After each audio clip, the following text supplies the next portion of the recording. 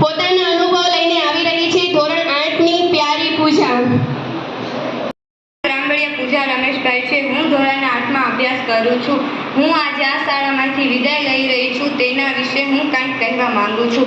માનનીય આચાર્યશ્રી, આદરણીય શિક્ષકગણ, વાલીઓ તથા મારા વાલા મિત્રો, આજે મને ઘણું બધું દુઃખ લાગે છે કારણ કે હું આ શાળામાંથી વિદાય લઈ રહી છું. હું આ શાળામાં ધોરણ 5થી આવી હતી ત્યારે મને આ શાળામાં બિલકુલ મન નહોતું લાગતું. રોજ અને રોજ કોઈકના ભેગા ઝઘડા થઈ જતા, પણ ધીમે ધીમે કરીને આ શાળા મારા માટે બહુ જ લકી થઈ ગઈ. ધીમે ધીમે કરીને સારા મિત્રો અને સારા ભાઈબંધો બની ગયા અને શાળામાં શિક્ષકો પણ દોસ્ત જેવા મળી ગયા. ત્યારે મારવું, વઢવું, હસવું, હસાવવું, જાણે આ શિક્ષકો અમારી લાઈફના માર્ગદર્શક બની ગયા. गुरु के चरणों में जीवन की राह मिलती है, गुरु के चरणों में जीवन की राह मिलती है, इसलिए विदाई के इस वक्त दिल में एक उमंग मिलती है, खिलती है. જ્યારે આ શાળામાં સારા મિત્રો, સારા શિક્ષકો મળ્યા પછી આ શાળા માટે મારી કેટલી બધી લાગણીઓ જોડાઈ ગઈ. એટલે અમે સપનામાં પણ નહોતું વિચાર્યું કે એક દિવસ અમને આ શાળા છોડીને પણ જવું પડશે. જ્યારે હું આ શાળામાં ધોરણ 5થી આવી ત્યારે મને એવું લાગતું કે હું આ ક્યાં આવી ગઈ. જ્યારે હું આ શાળામાં મારું એડમિશન કરાવવા ઓફિસમાં ગઈ તો ત્યારે મેં નિકિતાબેનને જોયા. હું એમને જોઈને ખૂબ જ ખુશ થઈ ગઈ. પછી મેં બાકીના બધા શિક્ષકોને જોયા. હું એમને જોઈને પણ ખૂબ જ ખુશ થઈ ગઈ કે મને આ બધા શિક્ષકો ભણાવશે. હું નિકિતાબેનની વાત કરું તો નિકિતાબેન અમારા ભેગા ફ્રેન્ડ તરીકે રહેતા. સારી રીતે બોલાવવું, હસાવવું, ક્યારેક એમને ઘણું બધું કામ આવી જાય તો ક્યારેક તો અમારાથી ગુસ્સેથી બોલે અને પછી અમે એમનાથી રિસાઈ જઈએ તો અમને મનાવે અને ગમે એવા બેનથી નારાજ હોઈએ તો પણ અમને મનાવી લેતા. એટલે હું કહેવા માંગુ છું કે મનાવતા નિકિતાબેનથી શીખવું.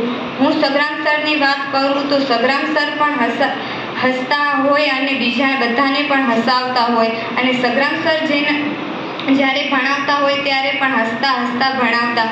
આપણે ગમે એવા દુઃખી હોય તો પણ સગ્રામ સર હસાવી જ દે.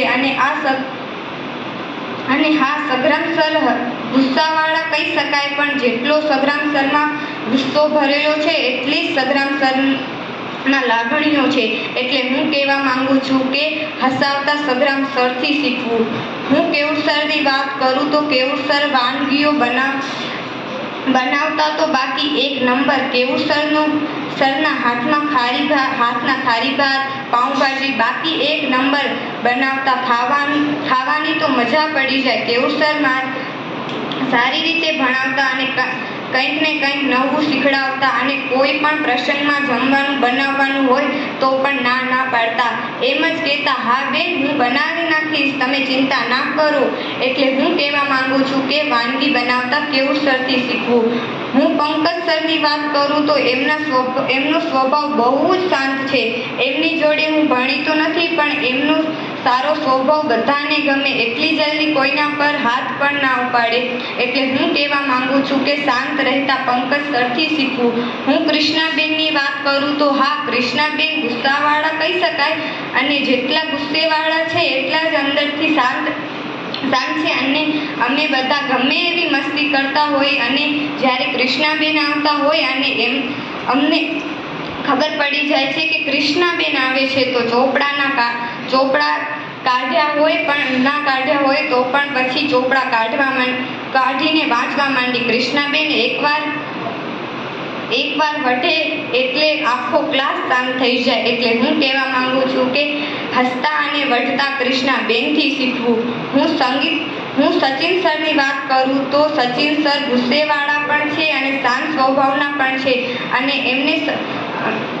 અને અમને સચિન સર એમ કે તમે મને ખોટો ગુસ્સો ના દેવડાવો. હજી તમે મારો ગુસ્સો નથી જોયો.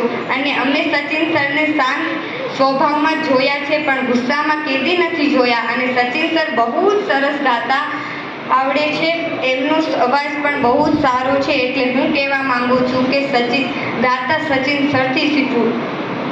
અને તમને બધાને એમ લાગતું હશે કે બધા શિક્ષકો વિશે હું બોલી, પણ હજી તો એક શિક્ષક તો બાકી રહી ગયા અને સર તો અને સરને પણ એમ જ લાગતું હશે કે પૂજા બધા વિશે બોલી પણ મારા વિશે કેમ ના બોલી, પણ એ સરને ક્યાં ખબર છે કે આ વિદ્યાર્થી તમને કેવી રીતે ભૂલી જાય. એટલે હું આશીષ સરની વાત કરું છું.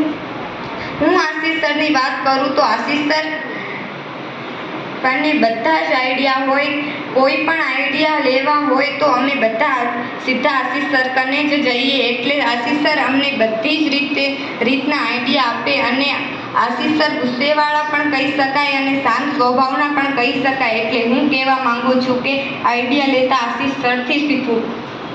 અને હવે હું કહેવા જઈ રહી છું મારી બે બેસ્ટ ફ્રેન્ડ વિશે.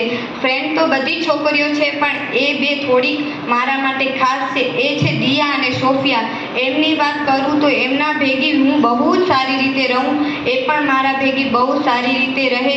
મને તો એમ હતું કે અમે બધી ફ્રેન્ડ પાંચમા ધોરણથી કરીને કોલેજ સુધી ભેગા ભણશું, પણ એમાં તો 5 છોકરીઓ ભણવાની પણ નથી. અને અમે ત્રણે પરમ મિત્ર પણ એકબીજાથી અલગ ભણશું. હું અને સોફિયા તો ભેગા જ ભણશું, પણ દિયા તો અમારા સાથે 8મા ધોરણથી જ અમને મૂકીને જવાની છે. અને દિયા કહે છે કે હું તો ભણવા માટે જાઉં છું, અને સોફિયા એમ કહે છે કે તું મારાથી વાદો ના. દિયાએ સોફિયાને એમ કીધું કે તું મારાથી વાદો કર કે તું પૂજા ભેગી ભણીશ. હું તો તમારા ભેગી નથી ભણવાની, પણ તમે બે તો ભેગી જ ભણજો. અને સોફિયાને કહેતી હોય છે કે પૂજાથી અલગ ભણવા ના જાતી, અને તું પૂજાનું ધ્યાન રાખજે. आज मिलेंगे कल मिलेंगे, आज मिलेंगे कल मिलेंगे, विदा हो जाओगे आज आप ना जाने फिर कब मिलेंगे. अस्तु. जय हिंद, जय भारत.